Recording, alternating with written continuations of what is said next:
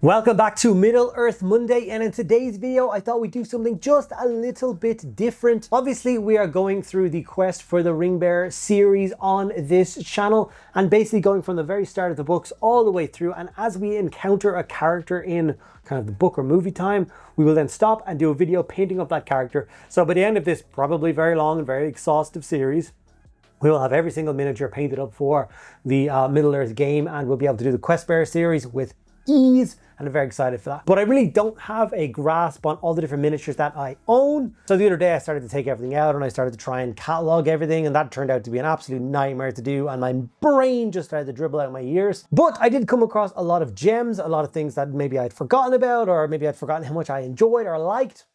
And I thought that you guys might like to see some of those pieces. So in today's video, I'm going to give you the top 5 favorite things that I own for the Middle Earth. And also at the end, I might give you 1 or 2 things that I don't have in my collection that I'd really like to get my grubby mitts on. So hopefully you guys are excited for that. Before I get into it though, if you are enjoying the Quest for the Ring Bearer series at the Middle Earth Monday channel, please do make sure that you are doing these 3 things. Liking the videos, making sure that you're dropping comments and asking questions if you have them in the comments, that helps a lot, and making sure you're subscribed. These things cost you nothing, but they make a huge difference to how many people see these videos and how quickly the channel grows. And then obviously, if you want to help support the channel even further, there's a link to the Patreon down below as well. There's a whole host of different reasons to be involved in that, and they're obviously down in that description. Okay, without further ado, let's dive in and have a look at some of these awesome pieces.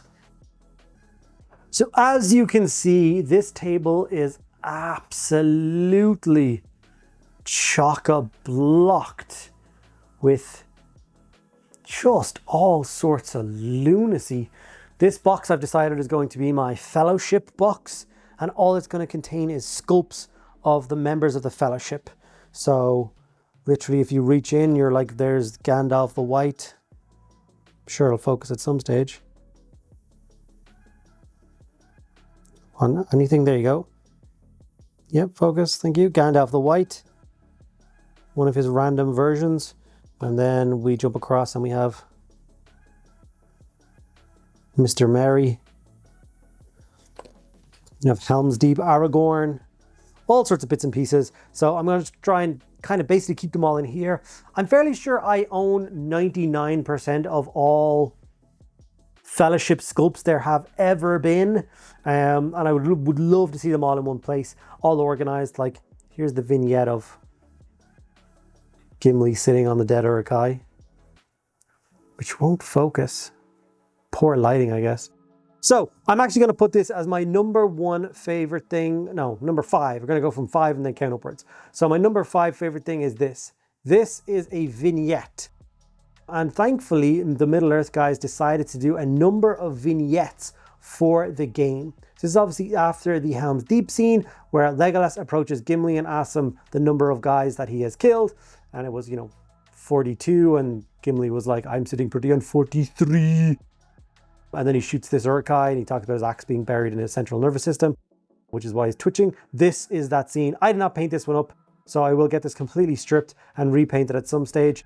Be a really nice little vignette. I think it's an absolutely stunning thing, and I'm so happy that it exists. Coming in at number 4 is obviously this absolutely amazing Eowyn sculpt.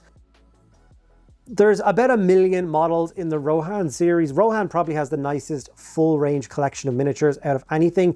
Like Gondor looks great, the elves look great, but every single model in Rohan is fantastic. And most people collect them and love them very, very much. And to have a model like Eowyn in her dress, like a fighting pose with her sword, this is obviously where Aragorn comes across her and talks about you have some skill with a blade and all that jazz. She is a 10 out of 10 sculpt of a model. I never got this one originally. I had to go eBay hunting for her, and I was very happy to have her added to my collection. And she's one that I'm actually really, really looking forward to painting up. And this is one of those ones that it's like community-wide regarded as one of the best sculpts that they ever did for a Lord of the Rings miniature. So very much looking forward to that. For the number 3 slot, I'm going to go with my Helm's Deep Deeping Walls set. This is actually the Deeping Walls. I don't know why I called it that. But yeah, so it's basically 3 resin wall sections. You get the gatehouse and 2 small curved walls, so you can recreate the breach of the gate. You don't actually get the deeping wall in this. So I'm actually really glad that I managed to get my hands on this piece. Once again, never bought it when it originally came out. I had to get it secondhand. It also came with, kind of similar time, another version of this came out, which was the walls of Osgiliath. So white wall tower, same thing, 2 wall sections and a gatehouse. I actually do also own that. I don't have the beautiful box for it, unfortunately, but I do have both of those. I'm going to put both of them in as a slot for number 3. Even though the Helm's Deep one is by far my favorite. It's absolutely incredible. Coming in at number 2 is this, the Fellowship of the Ring scenic base for Balin's tomb. Each individual section of this has its like name slot. So if you take obviously Gimli out, there's a little slot there and it says Gimli, so you know exactly where he's meant to go. And then you have all the rest of the Fellowship members all there. This was actually, if you remember the Battle Games for Middle-earth magazine, if you subscribed to that, so you got them every kind of bi-weekly or whatever when they came out, one of the gifts for like the 6-month mark was they sent out this. So there's not that many of them out there these days. I really enjoyed it. I did a whole series on painting it up and doing all the Fellowship characters.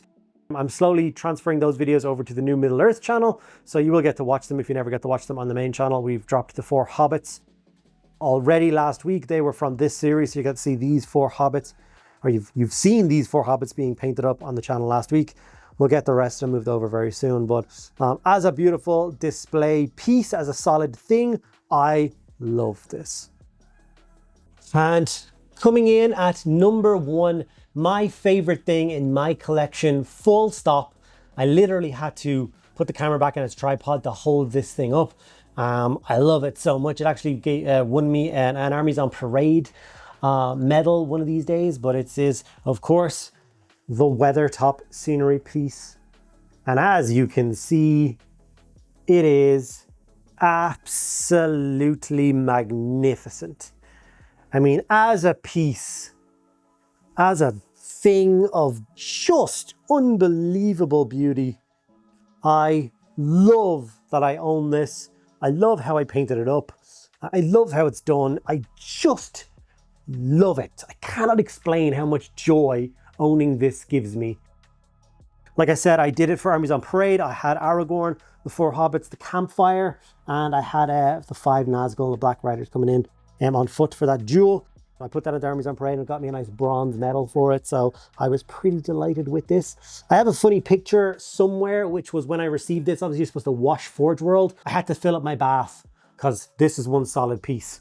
So yeah, in order to wash it, it had to get soaked in a bath for a few days, which was kind of crazy. Nothing else would fit it. So I love this. Some very quick honorable mentions for things that I would love to own that I do not own. First of all, this armored Glorfindel on horse rearing up. This is the only piece of that I have, so it's missing the entire other half of the horse. I don't know where it went. It breaks my heart. I don't have this. I don't have the version of him on foot. I don't know why. It kills me. I don't know where they are. So I would love to acquire this again. I know it's a tricky piece to get, but this is also one of the most beautiful miniatures ever sculpted by Games Workshop. And if he's going to appear in the series for the Quest for the Ring Bearer, he actually appears quite early on. It depends whether we decide to go for the book version or the movie version for the Eowyn versus the ring raid scene on the across the river. Because in the books, it was actually Glorfindel on horse that came and sorted out those ring raids. So I don't know which is which I shall be doing, but yeah, so I would love to get that. And obviously the next one is one that is quite annoying to me because it's like Weathertop. It's something that I would kill to own. And actually the last time I was in Warhammer World, it was the thing I was intending to purchase. I was like, okay, I'm going to go there. Usually when I go to Warhammer World to spend the day or a few days, I usually like to get one nice big Forge World purchase to commemorate the trip. And I just like doing that. It's the thing that I do. And I wanted Am and Hen. They had done a beautiful big scenic piece of it, a big resin piece like Weathertop. It was absolutely gorgeous. And they didn't make it anymore. They had only made it for like 9 months or something, and then they just stopped. I don't know why. It's completely removed from the website. I talked to the manager of the of the Warhammer World store. He said that happens sometimes. Some pieces get completely removed. Sometimes they will reappear back in the website when they can cast some more. Whether they will or won't, I don't know, but it is driving me absolutely insane. Because obviously when we get to the end of this first kind of third of our series, we want the battle for Am and Hen, and I would have loved to have that scenery piece as the centerpiece, fighting around that and doing all those different scenes. Aragorn saluting a million scout Uruk-hai and then just wading into them, and I really wanted that piece to be in it. So big sad, crappy thing to end the video on, but yeah, hopefully some stage it will just reappear on the website and then I will place a very quick order for one. Fingers crossed. Anyway, thank you guys so much for your support for the start of this channel. It's already getting more subscribers than I expected it to get. This is very much a passion project for me. I don't expect it to be, you know, a 100,000 subscriber channel ever or anything like that. I just want the people that enjoy Middle-earth to have a place to come and watch some awesome videos, see some cool characters get painted up, and see some awesome scenarios and battle ports be played out. So if you guys are here for that, thank you so much. I will continue to make them every single Monday. I will not let you down. And I hope you enjoy the series as a whole.